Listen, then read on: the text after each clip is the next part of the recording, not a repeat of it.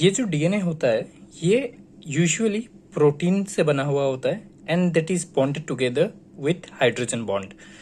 These usually remain present inside the cells of different organisms that can be either plant cell or animal cell.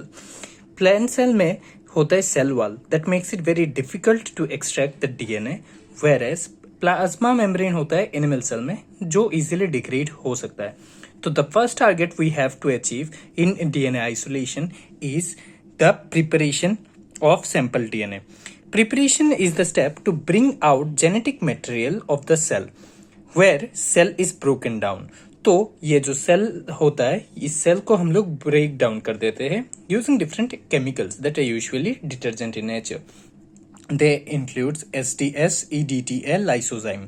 तो SDS जो होता है वो protein को break down करने में हेल्प करता है और प्रोटीन से ही बना हुआ होता है cell membrane. Similarly EDTA is a chelating agent जो डबल बॉन्ड ट्रिपल बॉन्ड इन सबको ब्रेक करने में हेल्प करता है और ये double bond triple bond are this. However during different food particles or different bacterial enzymes may also remain present, so lysozyme plays a key role in breakdown of the peptidoglycan layer of the bacterial cell wall.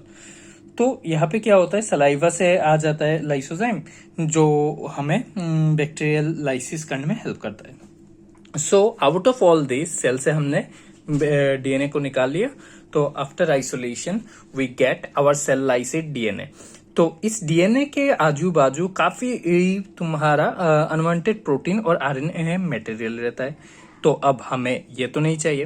We only need the DNA. So to extract out of cell membrane we use removal technique और purification technique. So इसमें क्या होता है to isolate only DNA without anything else for purpose. तो the techniques mainly use are phenol chloroform and chromatography. Phenol chloroform में क्या होता है we use the chemical to isolate our DNA from the cell lysate. तो cell lysate जो होता है वो नीचे हो जाता है मतलब it gets sedimented down and the remaining DNA floats above as in aqueous phase. However, in the chromatography technique, ion exchange chromatography में the ion beads are usually cationic in nature that attracts negatively charged ion, and as we know DNA is negative in charge, so this DNA gets retained within the cationic beads.